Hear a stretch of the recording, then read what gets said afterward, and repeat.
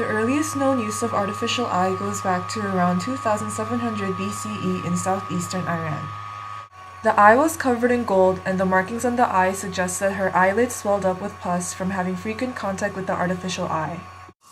In the 1500s, a French surgeon named Ambroise Paré described the use of artificial eyes worn over the damaged eye in front or under the eyelid. It was not a common practice to enucleate or surgically remove eyeballs until the mid-1800s. Gold and silver prostheses were expensive, so many different materials and shapes were used to make them more affordable.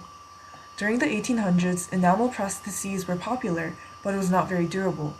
Cryolite glass was introduced by German craftsmen in 1835, and it was used in the US until World War II when German goods were limited. US ocularists then developed plastic artificial eyes.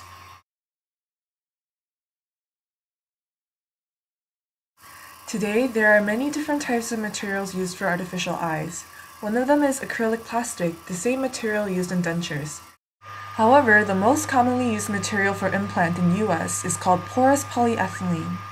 This biocompatible material allows fibrovascularization, which occurs when the cells in the socket integrate with the implant. Modified impression method has been in use since the late 1960s. It accurately duplicates the shape of the individual socket as well as the front surface of the prosthesis in contact with the eyelids.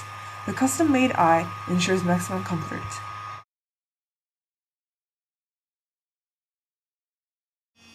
When the eyeball is enucleated for operation, the ocular muscles and optic nerves at the back are detached from the eyeball. The orbital implant replaces the eyeball, and muscles are reattached to allow movement.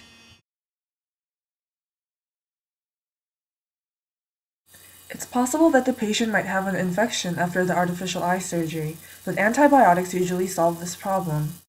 A persisting problem may be irritation, because the artificial eye is a foreign object with constant contact with the body and may discomfort the patient. This was especially true for old models in the past, but currently used artificial eyes are fairly comfortable. Old models were usually heavy and irksome, as in the case of the first ocular prosthetic in Iran that I mentioned in the beginning. They also had persistent discharge of mucus from the eye socket, which made it necessary to clean the artificial eye frequently.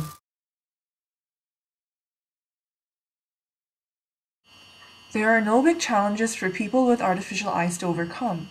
One of the main things for them to be careful of is to take good care of the artificial eye to maintain a healthy eye socket. Also, it is advised that they don't look at things in the side by turning only their eyeballs, since this would disturb the position of the artificial eye. So the best way to do this is to turn the head and look at the object directly.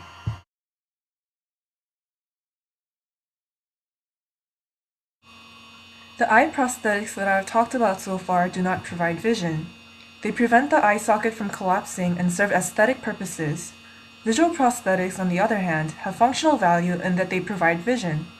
They were used since 1980s and continue to make progress today. For those who are blind because of retinal problems, there is current research being done to make artificial retina. There will be no need for batteries because it will be solar powered from the light entering the eye. Another form of visual prosthetics skips the whole process of light entering the eye. A video camera is planted in a pair of glasses, and the videos travel straight to the visual cortex of the brain. This bionic eye system showed promising signs in monkeys. In addition to these, there are many more different projects being done around the world, and it may be very soon that blind people can see.